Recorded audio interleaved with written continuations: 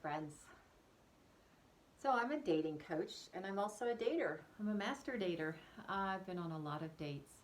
I started my dating project in France when I was living there in 2020. I started my dating project in March 2020 because in March 2019, someone broke my heart. Probably the worst heartbreak of my life. It was the worst heartbreak of my life because I thought this was it. I thought I had landed on the person, it was good, and we were going to be together for a long time. And, it was sorted.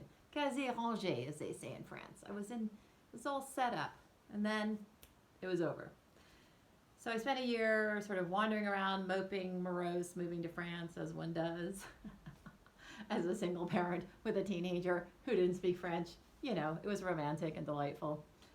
So I spent a lot of time in France wandering around and just trying to be invisible, and a year passed. And then it was March 2020, and it was time. I was like, enough is enough. Stop moping. Get out there and date. French people are nice. I've had French boyfriends. They're delightful. They're charming. Things aren't always that complicated with French boyfriends. So March 12th or 13th, 2020, I got on the dating apps. I put myself out there. I explained who I was, and I made arrangements to meet up with one guy. And then on March 14th, 2020, the entire country of France went into total lockdown. And I was in an apartment alone with my son for 2.5 months. The schools were closed, the parks were closed, the bike paths were closed, the police were patrolling. So, cosmic joke, I waited too long to date. Why did I wait so long to date? I waited so long to date because I didn't want to be rejected. I didn't want to feel pain. Because if we go out there and expose our vulnerable hearts to the world, if we go out there and meet strangers and try to connect with people and say what we want and someone might be mean to us. Someone might say we're not what they want, or that's the fear. And so I thought if I went out with 10 men, I set a goal. I was like, I'm not going to give up until I go out with 10 men. And then I will do like rejection push-ups, like a little lizard on a rock. Push up, get stronger. Rejection muscles up there, right? And I didn't get rejected. I kind of got rejected by one guy who invited me to do weird sexual stuff. Not that sexual stuff is weird, but edgy stuff at his apartment. And at the last minute, he canceled, which was probably for the best because what was I doing? I don't know. Anyhow, I didn't get rejected until recently when I was ghosted. So happy Halloween, my friends. I got ghosted. Ooh. Ghosting is the worst, right? It's terrible. And so this is a little video to help you deal with being ghosted. I hope you're never ghosted by your friends, but I know that happens sometimes too. You probably have been ghosted by potential employers or potential housing situations, right? Like nowadays, people don't even bother to tell you that you're not the one that they're choosing. So here's my story. I'll tell you my little story, and then I'll give you a couple of ideas to cope when you get ghosted. And also, I just want to say that, expect to be ghosted. Expect to be ghosted just like, it might rain on Halloween when you have your fairy princess outfit. Just like, you might burn the delicious bread that you're reheating in the oven. Just like your mother might say something that you don't like, right? There are things that are going to happen in life. Ghosting, unfortunately, is one of them. If you're going to go out and date, you're going to get ghosted. So buckle up, embrace it. It's going to be okay. It's going to happen. And it's probably going to happen when you don't want it to happen. It's probably going to happen with someone that you like, because otherwise you wouldn't care. So I live in a small town, and my dating adventures, they can be kind of, I don't know, they're not that interesting. Sometimes they are. But then I met this guy online. We talked on the phone. He was funny. I laughed and laughed. All my friends, we all want someone funny. Secret dating tip. like make us laugh, right? Femme qui rit, moitié dans son lit, as they say in France. And so I agreed to meet up with him. We went out for a drink and we talked and talked and talked. We talked about so many interesting things. It was a deep conversation. It was what I have been craving. We talked about sort of like social infrastructures and how they work and identities, big philosophical ideas. And at the end, nice hug. It was all good. And I like this. This is good. We should do this again. Like, yes, date 1 was good. Let's do date 2. And then he started sending me texts, like at 1 in the morning. When someone sends me a text at 1 in the morning, I usually think addiction or something's off. I mean, he had a real job. And the texts were rather explicit. No dick pic, but, kind of explicit texts. So I was getting a little nervous that maybe he wasn't who I thought he was. But I'll forgive anybody who's interesting, right? I'll give you a second chance if you're interesting. And then I said, well, if you want to talk on the phone, we could, discuss it and see what's going on. Yeah. And then he didn't get in touch with me at all. He just disappeared off the face of the earth, ghosted me. It was terrible. I got really upset.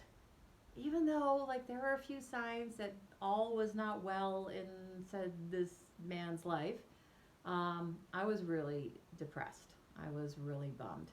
I Googled him. I tried to find out all the dirt on him, which is really easy because I live in a small town where everyone knows everyone.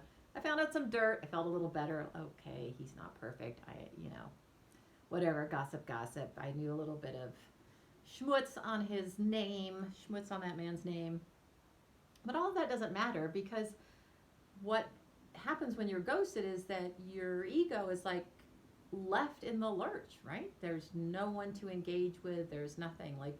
You don't even know why. So it's so easy when you're ghosted to take that as an opportunity for self-flagellation, right? I suck. I was because I was to this and I was to that, or blah, blah, blah. Even if the person has shown signs of not being your ideal mate, it's so easy to veer off into what have I done wrong? I'll never meet anybody and my life sucks and so on. So I'm going to give you the 3 tips that, the 3 things that I did when I was ghosted, because I think these are really important. I'm a yoga teacher as well as a dating coach, and so the first tip is move your body. Do a crazy dance, go running, shake it out. I can't emphasize this enough. You get ghosted, move, jump up and down, really, jump up and down until you want to pee your pants. Break leaves, turn around in circles, jump rope, do 3 push-ups, move your body. Because when we get back into our bodies, we get out of that story cycle. It breaks the cycle of this ghosting means that thing, means this thing, means that thing, right? So move your body. Number 1, move. Move your body. Hit me up if you can't move your body and I'll do a little dance with you online.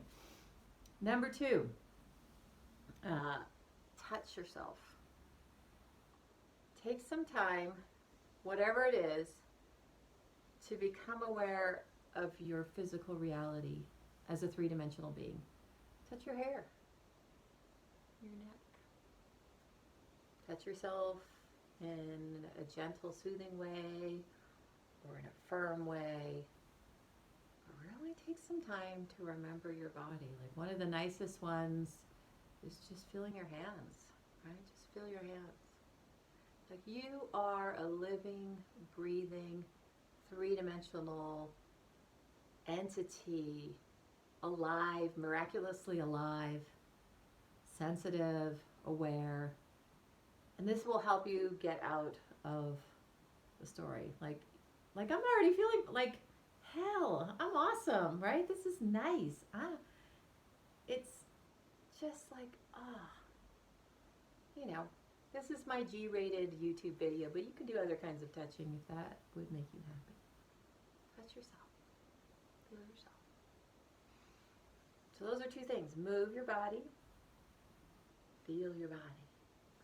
Move your body. Feel your body. Feel it. Number three. Oh, my heart. Number three, allow yourself to have your emotions.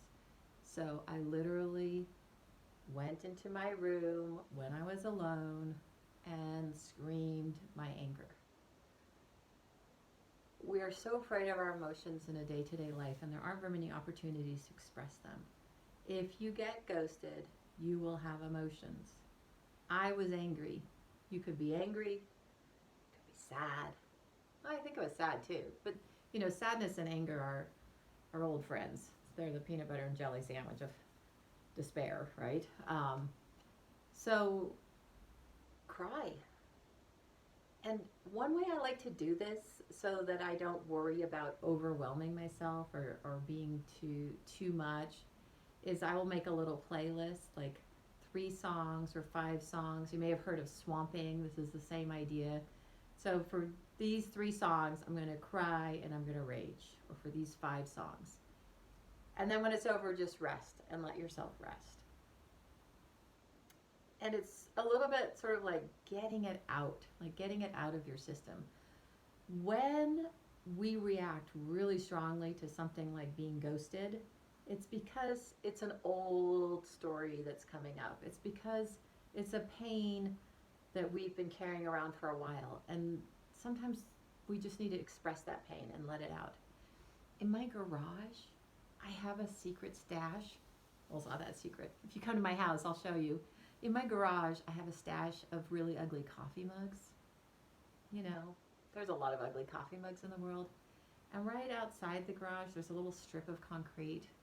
So, throw a mug on concrete. Just clean it up afterwards. Smash something, scream, yell. It's not going to hurt the person who ghosted you. Even though I live in a small town, he couldn't hear me screaming. And it's not going to hurt anyone else as well. But it'll give your nervous system and your body validation. This is upsetting. It is upsetting to be left in a lurch, even by someone who wasn't perfect. It's upsetting to have met someone and have gone off into wonderful stories about it, what's going to happen with them, and then it ends. It's over, right? So that's it. Those are my very basic tips, but please try them. It will really help. I promise you it will help. Move your body. Touch your body. Feel your emotions. Talk to your friends. Talk to me. Send me a message. Let me know what's going on. Sign up for one of my classes. And last little tiny karmic detail. Don't be a ghoster yourself. Use the times when you want to ghost somebody as the opportunity to develop your courage to write a little message to say, thank you very much. I don't think we're a match. I don't think we're a connection. Because you're sending a little karmic snowball out into the world to take care of someone else, even if you don't owe them anything, right? So be a good dater, and one day you'll be a master dater. Thank you.